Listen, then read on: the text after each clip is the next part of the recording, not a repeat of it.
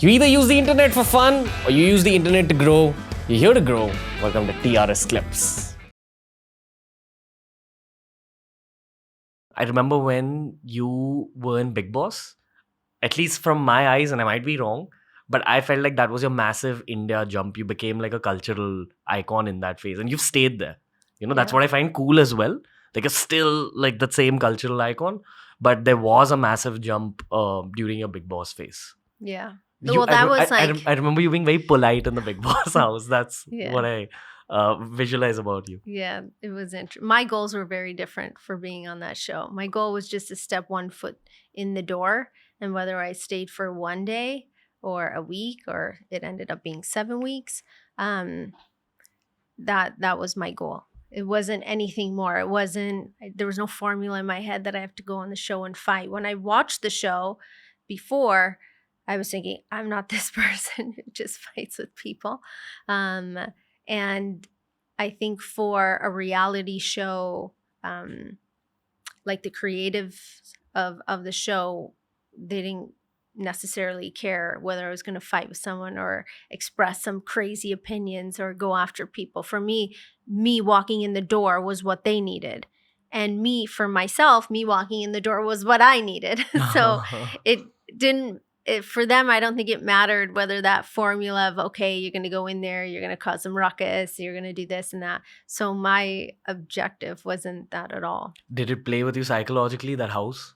Yeah, of course. It does? I think it does. Yeah, of course. I want to know the type A personality answer to this question. What happens? That's all I've heard people say. Like any of my friends who've been in Bigg Boss, they say it psychologically messes with you. Yeah, it's a psychological game for sure. What happens? What happens is you're cut off. So the first thing that happens is you lose your sense of time. So once you lose your sense of time, you know in the morning when the song starts and the lights go on that it's morning. But somewhere in between, there's no sense of time. You're just going to guess when you're hungry and you want to eat lunch or, all these different things. The day just goes because you're with so many people. It's like being stuck in the room with all these people. You don't really know them. You know them, but you don't know how they act when they're, in their own homes or in their own rooms.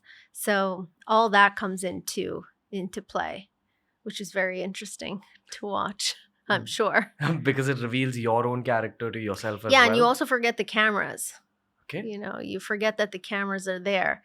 Sometimes you might remember that the cameras are there, but after a certain point of time, just like time, it doesn't exist anymore. You're just existing in this box. You were dating Daniel at this point? Yeah, I was. You were. Yeah, Daniel came with me with my security person we had with us, and they dropped me. They put me in the Innova and then into the house, and they told Daniel and our friend Jeej, bye-bye. They got on a plane and went home.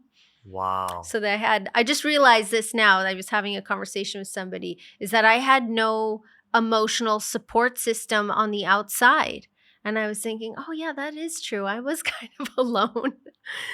So it was very weird. Like other people had, their family sending them maybe something inside the house or they knew that right outside that door, they had a support system, which mine was the opposite.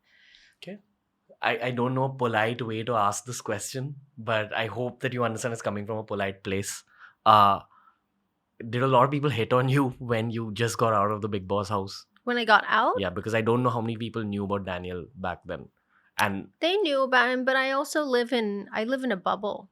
So even like when I came out, I'm still waiting for a really good looking guy to come in on me. Doesn't happen. Because it's always fun to be hit on. Yeah, of course. But no, that it doesn't happen. It doesn't even happen now? Nope.